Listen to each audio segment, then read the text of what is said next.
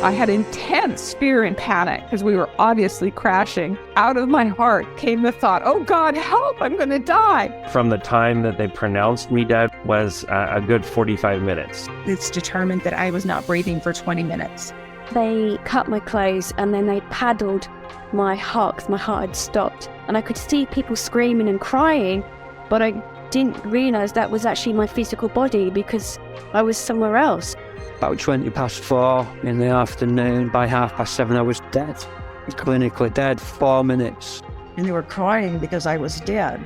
And I was trying to tell them, no, I'm not dead. I'm just fine. I'm okay.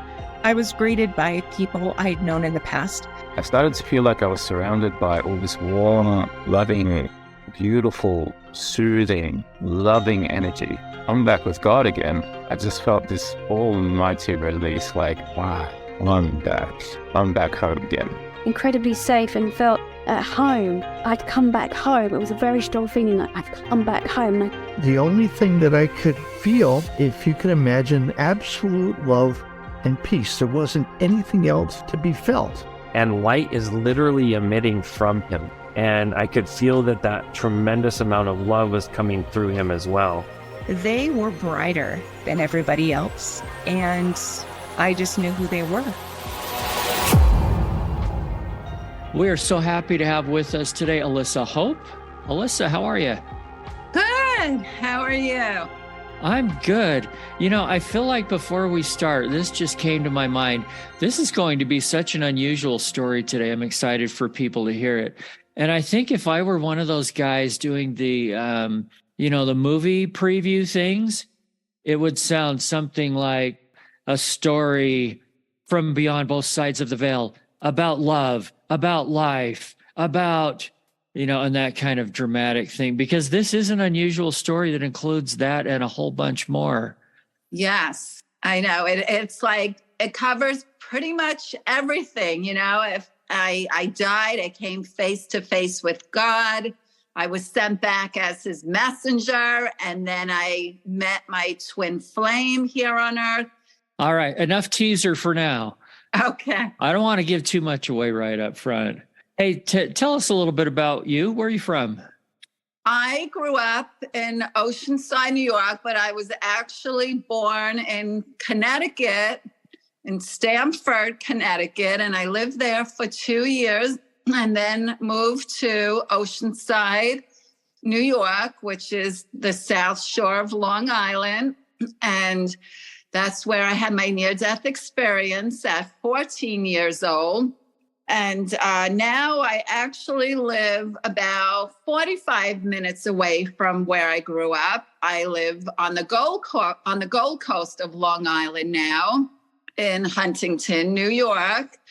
And it's absolutely beautiful because I live on the Long Island Sound, but I also live right near a nature preserve, and I'm the biggest animal lover. So, I always have deers and foxes and, all this wonderful wildlife roaming around. And a lot of times there'll be a deer just, lounging around in my backyard. I really love where I live. I couldn't imagine being anywhere else. So I'm very fortunate. It's a wonderful place to be. We must be kindred spirits a little bit. I'm not in New York, but we have deer roaming our property every single day, and of course, some of the things that we raise too, like chickens and honeybees and things like that. Yes, I actually feed the wildlife. So I'm the biggest animal lover. I do a lot of animal rescue, and I'll be donating, a lot of the sales from my book. It goes towards my animal rescue work that I do. And my mission is to expand a good no-kill animal shelter, which takes, millions of dollars to do. But that has been my mission since I'm a little girl. So that's great. Well, thank you for doing that. You may be interested in an episode we had on recently with Anne Bayford from London. Mm-hmm. It's episode number 312. And she is someone that can actually communicate with animals. Wow. telepathically back and forth. You'd probably be fascinated with her story. Wow. But I have to say, people refer to me as the animal whisperer because I have a very special connection with animals too. I don't know if it's to the extent that Anne does, but I definitely do have a very strong connection with animals, which is another podcast in itself. Okay, we'll deal with that another day. For now, let's go back in time a few years to when you were 14 years old. Right. Tell me what led up to your near-death experience. My mother, she was going to be going through a divorce. So my dad wasn't giving her, the money that he used to give her. So instead of my mom taking me to my regular dentist to have my cavity filled, she took me to a clinic that opened up a couple minutes away from my house. And unfortunately, this dentist at the dental clinic, he gave me too much nitrous oxide, too much gas, which cut off my oxygen supply, and I had no pulse. He confirmed that I was dead. And during the time that they were doing CPR, my soul left my body and traveled to heaven, where I met my 3 guardian angels, and I actually came face to face with God. Not Jesus, it was God, who gave me the choice of staying in heaven or returning to my life with an important purpose. Obviously, I chose the purpose. Yes, you did. I want to go, you're going fast. I want to hear a lot more detail about this. Mm-hmm. First of all, warning, don't go to a cheap dentist. There are people that use nitrous oxide just for fun as kind of a pleasure drug. There's another warning for that, to be extremely careful if you're into that kind of thing. My neighbor, her dentist died that way, just exactly what you said. He was found with the nitrous oxide mask over his face in the morning from right. And he was dead. He didn't get to come back as I did. So it is very, a lot of people have died that way. All right. There's our public service announcement for the day. Thank you. By the way, you referenced a book, and I'm just going to throw it out there right now, and it'll be in the show notes too. Coming out later this summer. It's called Hope from Heaven. Yes. The publication date is August 1st, 2023, but it is available now for pre-order on Amazon, Barnes & Noble, and you can even pre-order it on my author website at www.elissahope.com. Okay. All right. So you're 14, you're in the doctor's chair, the dentist chair, and you're gone. You are lights out. There's no pulse. You're gone. Tell me step by step, detail by detail, where did you go? What did you see? Okay. My soul left my body and it traveled through a long, dark, speeding tunnel. And this long, dark, speeding tunnel, it seemed to go on for miles and miles. It felt to me for a good minute or two. And I know that I was aware, I did not know exactly where this long, dark tunnel was leading me to, but I did feel aware that my soul was no longer in my body. My soul left my body behind, and my soul was just traveling at great speed through this long, dark, speeding tunnel. And finally, at the end of this tunnel, it opened up into the brightest light that you could imagine. If you think about the sun, if you were right next to the sun and it was just illuminating, it's really hard to put into words, but it didn't hurt me. Like normally it would blind you, this huge light radiating, but it didn't. And my 3 guardian angels were waiting for me in the light. And they told me I was safe with them in heaven. And they did explain to me that I had an accident back at the dentist and that I died. And they were sent to wait for me in the light. They really wanted me to stay with them in heaven. But I kept saying, I have to go back. My mom really needs me. My mom really needs me. I just felt like I couldn't leave her alone. I really didn't feel like she would be able to handle her 14-year-old only daughter dying. Did you have any idea who these 3 guardian angels were? Were they relatives? Any idea? No, well, I was only 14 years old and I didn't know any relatives or anyone that died at that time because I was only 14 years old. So, no, they were just 3 beautiful. They were my guardian angels. And they actually all looked alike. What did they look like? Well, they had long, wavy, long, beautiful blonde golden hair with big blue eyes and porcelain skin. And they had the most kindest, gentle, sweetest voices. They were extremely beautiful. I remember thinking that they were triplets. I said, maybe they're triplets because they looked so much alike. I just felt like this overwhelming sense of love just pouring out from the light into me, almost like basking in this glory of pure just bliss. I really was very tempted to stay with them in heaven. But at the same time, I was very close with my mother and I was her only daughter. I had 2 older brothers, but my mother only wanted a daughter. So I just didn't feel like I could leave her behind like that. So I kept saying, I have to go back. My mom really needs me. And my guardian angels said, they were saying, your mother will be very hurt, but in time, she'll be okay in time. They said, before you make your final decision, we want to show you one last thing. And they showed me, it was my funeral, what it would look like and be like had I chose not to go back and stay in heaven. And I saw my funeral and everybody was so upset, but the only person who was hysterical and inconsolable was my mother.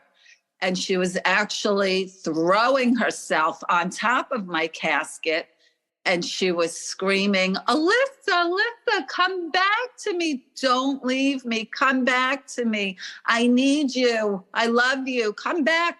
She was calling me her baby. She was saying, back to me, my baby. So again, I said to my guardian angels, I can't leave her. I have to go back. And then there was a big white door, and my guardian angel said, if you pass through this door, there'll be no turning back. Then you will have to stay here. I was just so confused because they kept telling me, I'll only get this one chance to stay with them in heaven. They said, once you pass through this door, you will be so amazed at everyone who was here, behind this door. So much more of glorious heaven. And again, I was crying. I did not know what to do. Part of me was inching towards that door. And then I would hear my mother and see her again, flinging herself on top of my casket, pleading with me, come back to me, Elissa, don't leave me. And then all of a sudden I hear footsteps and God walks over right in front of me. And I know it was not Jesus, it was God, because God said, what's the matter, my child? Why are you crying? Why are you so upset? And I said, I have to go back. My mom really needs me. God said, I understand. And he turned to my 3 guardian angels and he said, send her back immediately. And he said to me, but I'm sending you back with an important purpose. He said, it will not be revealed to you until the time is right. He said, you're much too young now to handle such a big responsibility. And I said, I understand. And I said, I hope you're not upset with me for not choosing to stay, in heaven. And my guardian angels, they said, of course not. We'll be watching over you for the rest of your life. And they said, whenever you're feeling lonely, you're going to feel something stroking your hair. And they said, that's going to be us. stroking your hair, comforting you. My soul went back through that long speeding tunnel, and it went back. Just before my soul was completely back in my body, I heard the dentist with the hygienist, they were still doing CPR on me, and the hygienist said there's still no pulse. And the dentist was hysterical. He was screaming, crying, don't give up, don't give up. We can't stop. We have to bring her back. He said she's only 14 years old. Don't give up. So then maybe 10 seconds later, I heard the hygienist said, there's a pulse. We have her back now. And the dentist said, thank God. And I laughed to myself. I said, I already did. Thank God. That's good. Like if he only knew, if I decided to stay in heaven, no, they never would have brought me back with the CPR. Yeah. No. Okay. Please let me break this down a little bit more. I have lots of questions as we go. The 3 guardian angels, were they speaking out loud or telepathically? Do you know? I recall that it was all telepathically, that I didn't see any lips moving. I believe it was all telepathically. Okay. Because don't forget, your soul is no longer in a physical body. So it's all telepathically, but at the same time, you hear it as if how we're speaking to each other. It was that loud and clear. Yeah. And I understand if it's hard to remember some of this. But I do have a photographic memory. So, I really remember it all like yesterday. All right. Tell me more about this brief meeting with God. You said you heard footsteps. Yes. God was in human form. I have met God's spirit twice since I came back here. But when he came to me while I was in my physical body, he was in spirit form. But when I was in heaven, he was in human form. He looked a lot like the pictures you've seen of Jesus Christ, but only older. His face was, I would say, more mature, like 20, 25 years older than the pictures you have seen of Jesus, which makes complete sense because Jesus is the Son of God. Okay. Explain what you mean by seeing spirit form versus human form. What do you see as the difference? Well, when my beloved twin flame, Todd Irvin, died, it was actually God who healed me 2 weeks after Todd died. And I don't want to go into too much detail because, I don't want to give my whole book away. Well, and we'll get to that part in a minute. Let's stick with this 14-year-old NDE first and pick through that. Is there anything else about meeting him or impressions of him or anything else that you can tell us about?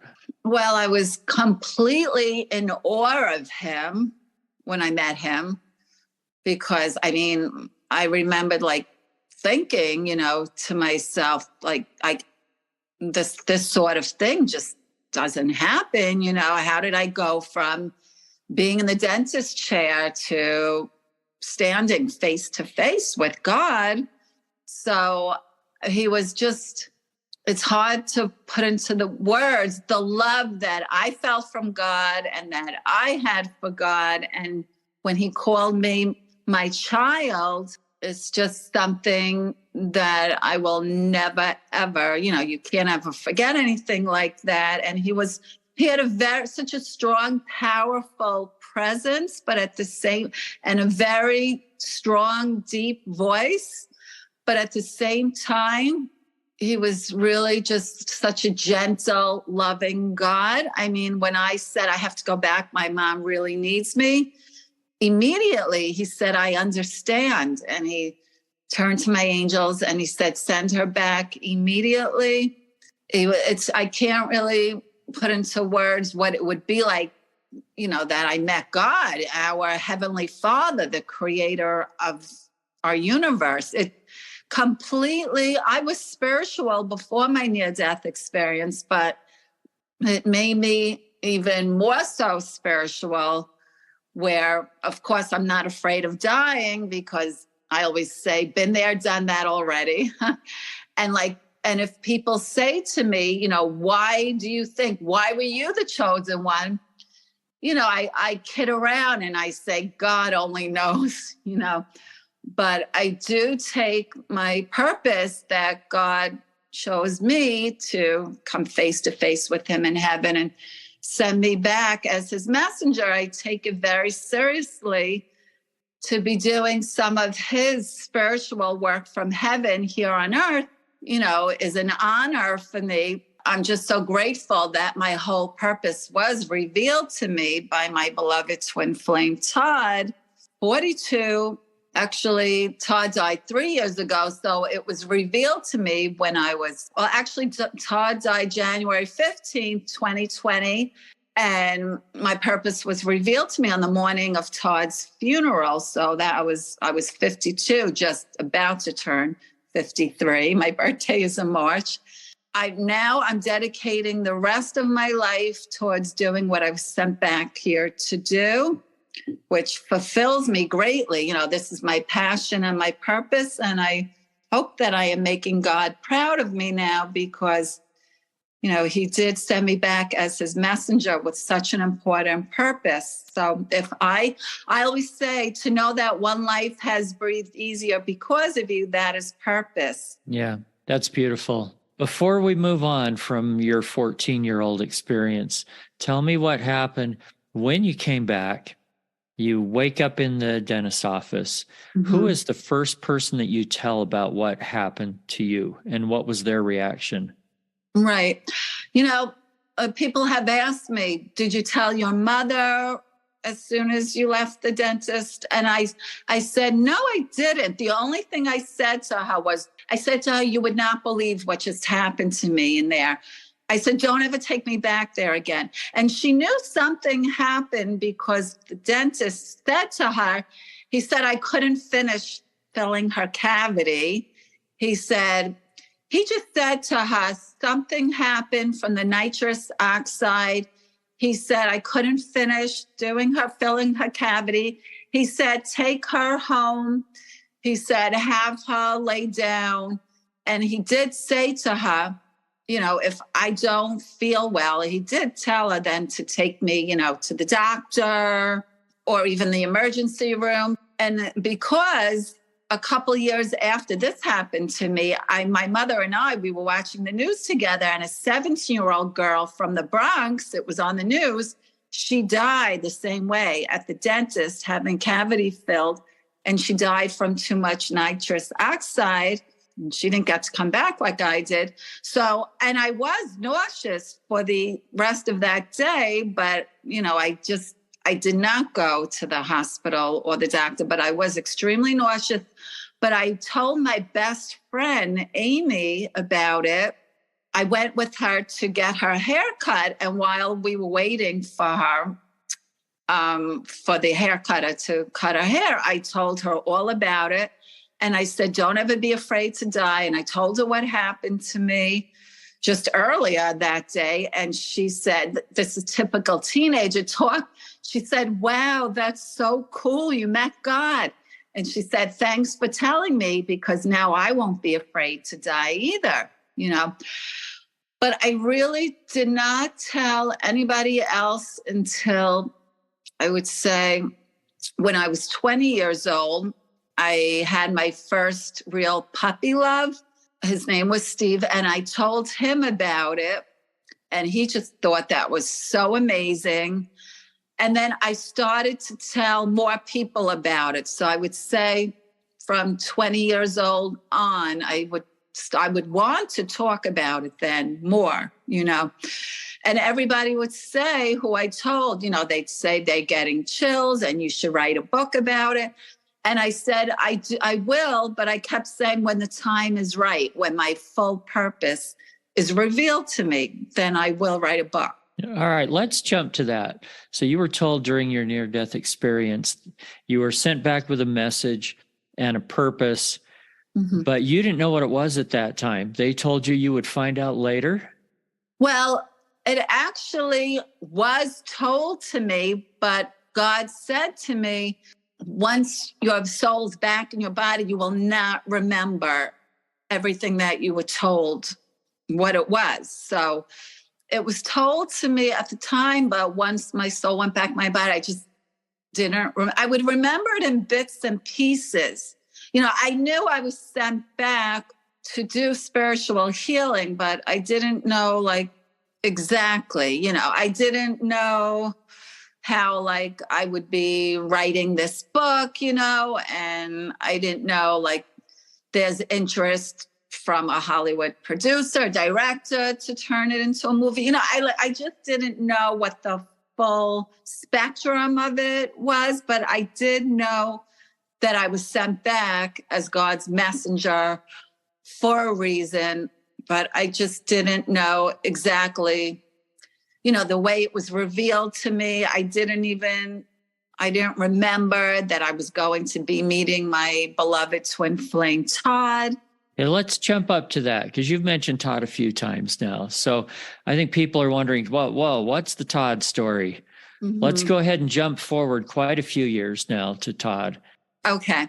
So I actually saw a picture of Todd when I was a teenager because I was a teenage model, but I was not, Todd was a supermodel. I was just a working petite model. Todd was a famous supermodel. And I saw a picture of Todd when I was only a teenager. I was only 16 years old. And I said out loud, I said, that is my Prince Charming. I said, he's my Prince Charming.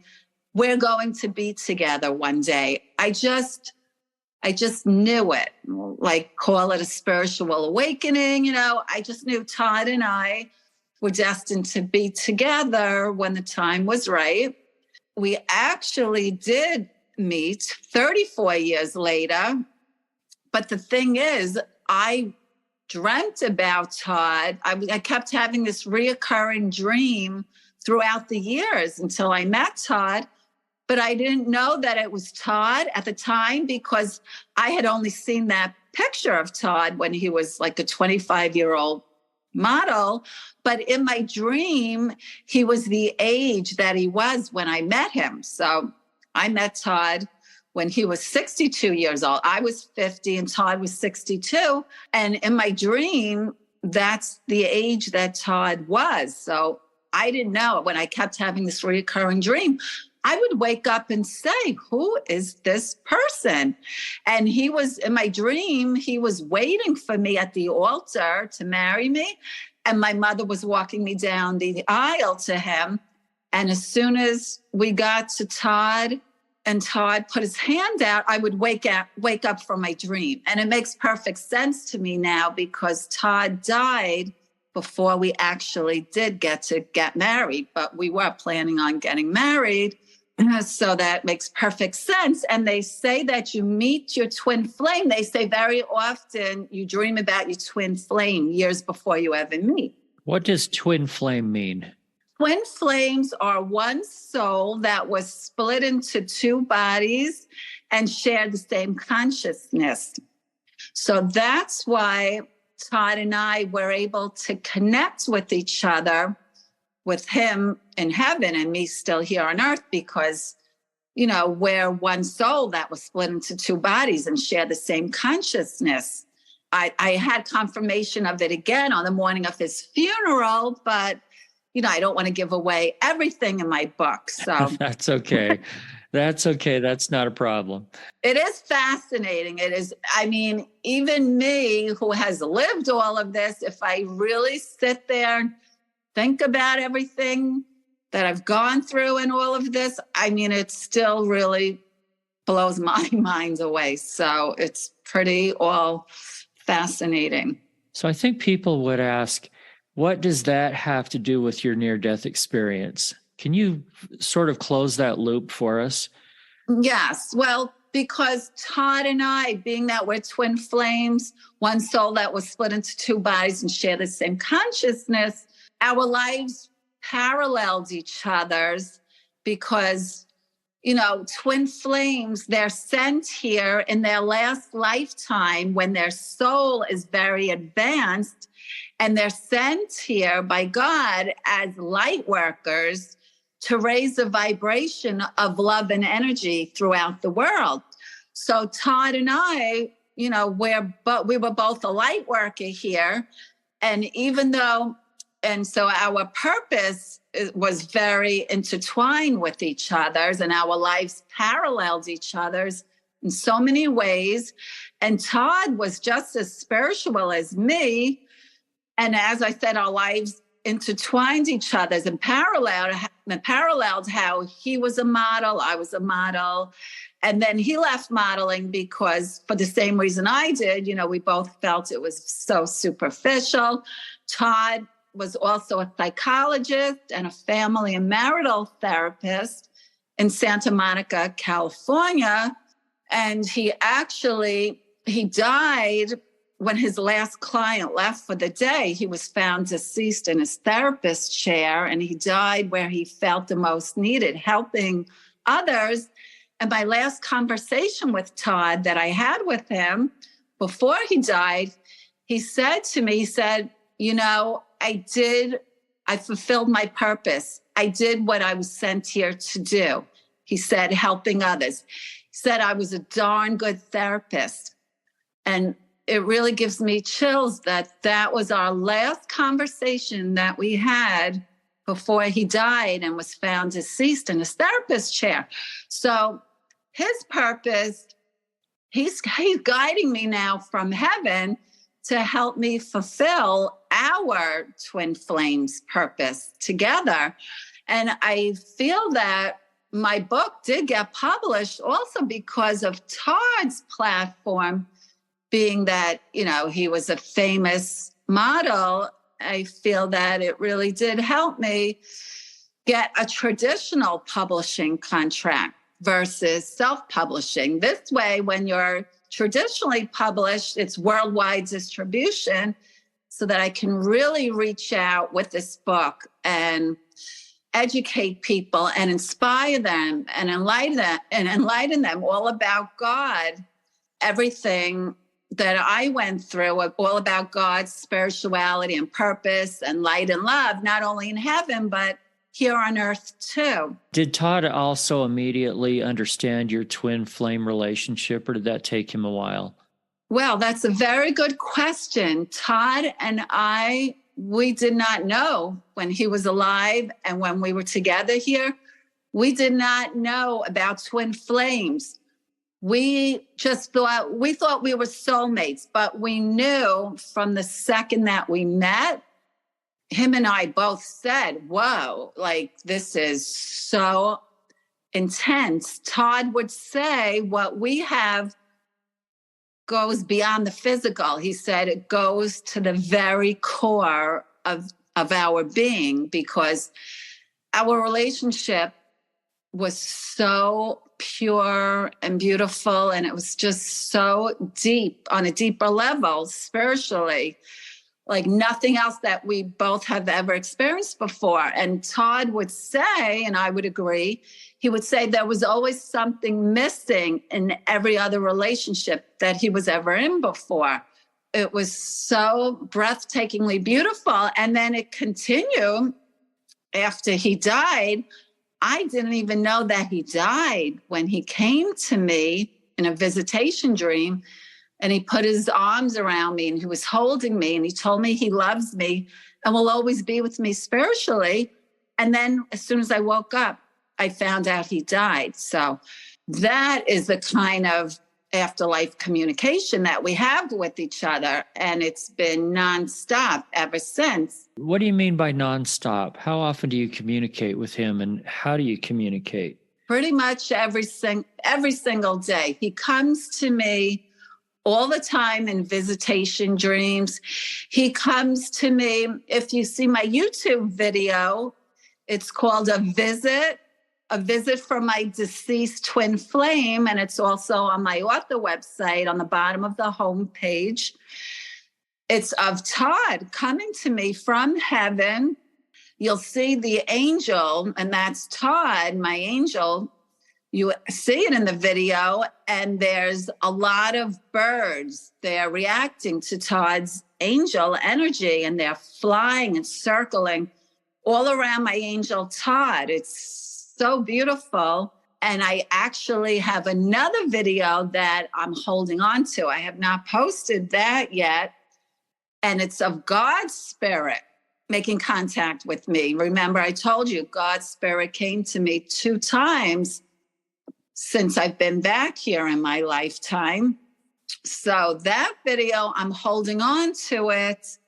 When I'm ready to, reveal it to the world, I will. But it's just so sacred that I guess I'm waiting until God lets me know it's the right time to reveal it. Right. And I did go show it to a priest and a rabbi, and they both confirmed that it is the Spirit of God. So it's quite extraordinary. This whole thing is extraordinary.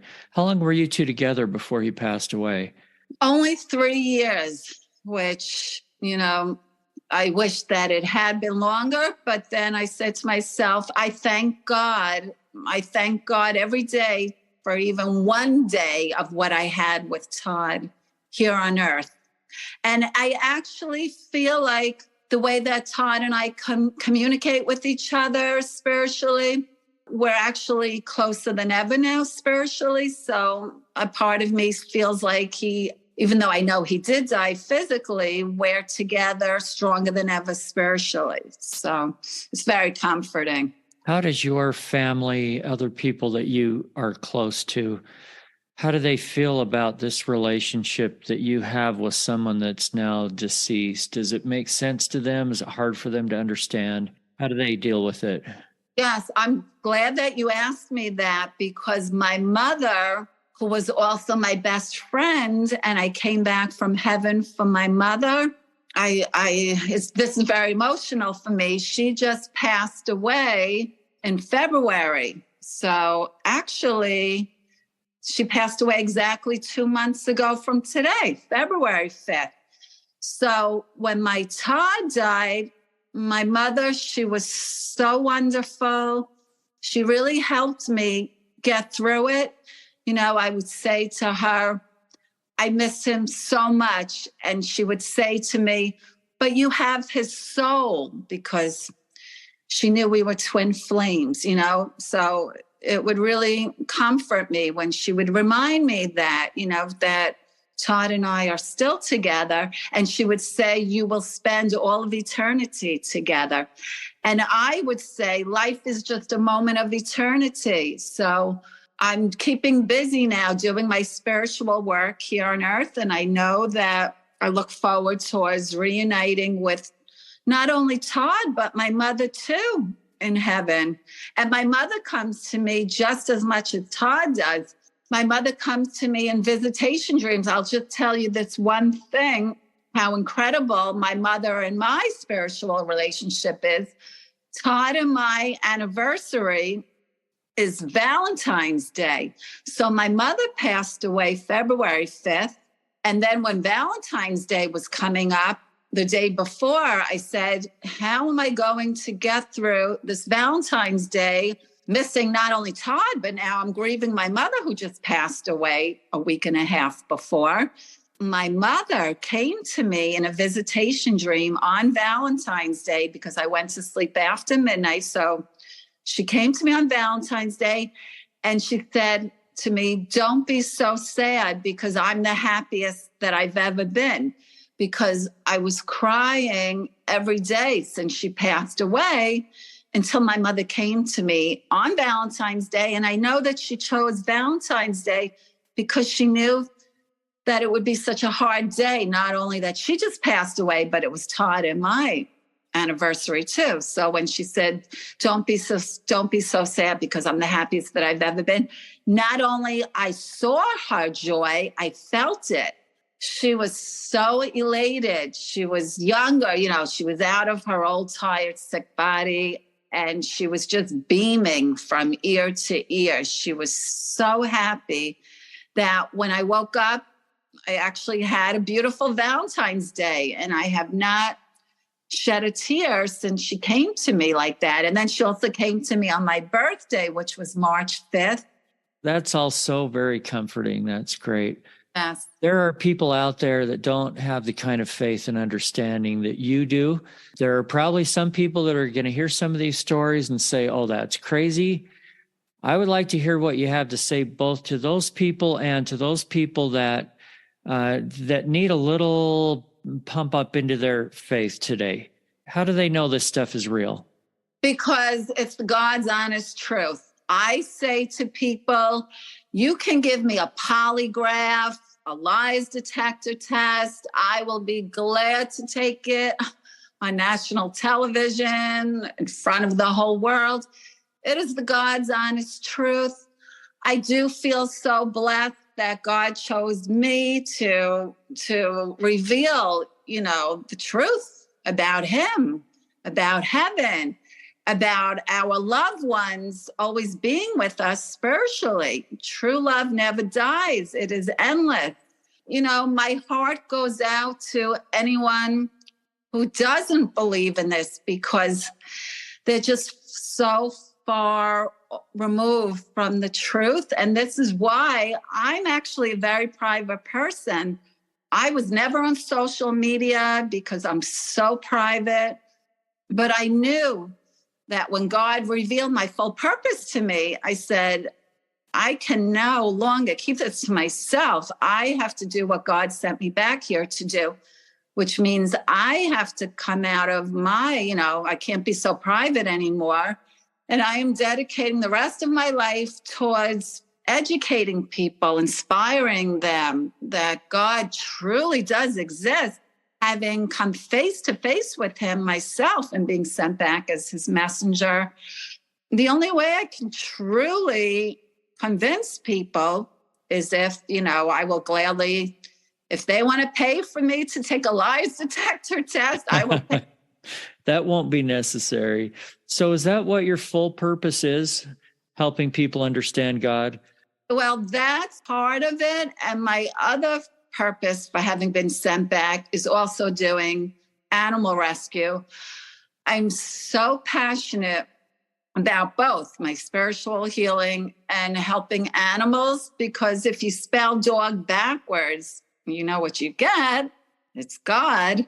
I just want to help animals because they're really babies. They're in fur coats, and they need so much people to help them because I can't bear to hear of any cruelty, animal cruelty stories. Nothing breaks my heart more than that. So as I said, any money that I make goes straight into my animal rescue work that I do. Okay, last thing.